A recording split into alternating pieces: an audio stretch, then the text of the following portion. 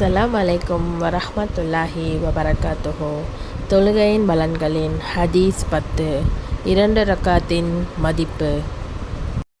ஒரு சஹாபி கூறுகிறார்கள், நாங்கள் கைபர் யுத்தத்தில் வெற்றி பெற்றோம். அப்போது சஹாபாக்கள் தங்களுக்குரிய கனிமத் பொருட்களை எடுத்து கொண்டார்கள். அதில் பல வகையான பொருட்களும் இருந்தன, கைதுகளும் இருந்தார்கள். சஹாபாக்கள் தங்களுக்கிடையே பொருட்களை விற்கவும் வாங்கவும் இருந்தனர். தமக்கு தேவையான பொருளை வாங்கவும் தேவையில்லாத அதிகப்படியான பொருளை விற்கவும் செய்தார்கள். அப்போது ஒரு சஹாபி திரு நபி ஸல்லல்லாஹு அலைஹி வஸல்லம் அவர்களிடம் வந்து, அல்லாஹ்வின் தூதரே ஸல்லல்லாஹு அலைஹி வஸல்லம், இன்றைய வியாபாரத்தில் எனக்கு கிடைத்த லாபத்தைப் போல இங்கு யாருக்குமே கிடைக்கவில்லையே என்று கூறினார். அருமை நபி ஸல்லல்லாஹு அலைஹி வஸல்லம் ஆச்சரியப்பட்டு, அப்படி எவ்வளவு லாபம் கிடைத்தது என்று கேட்டார்கள்.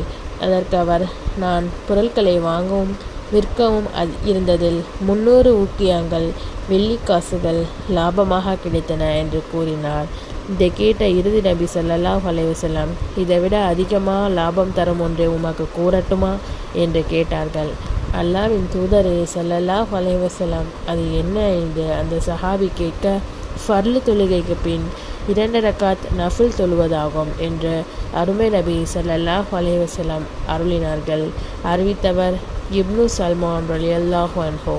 அஸ்ஸலாமு அலைக்கும் வரஹ்மத்துல்லாஹி வபரகாத்துஹு.